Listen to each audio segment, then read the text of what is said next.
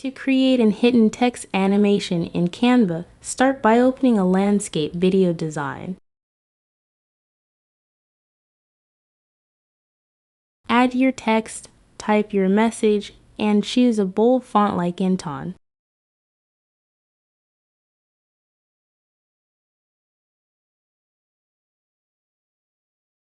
Increase the size, center it on the page, and change the text color to white. Go to Elements, click Graphics, and search for Blur. Choose a blur graphic from the results and drag it behind your text.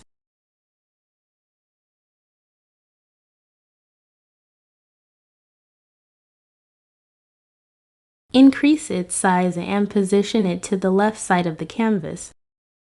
Now go to Animate and select Create an Animation.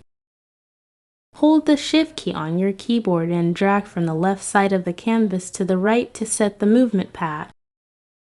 Under Movement Styles, choose Steady and decrease the speed to your preference, then click Done.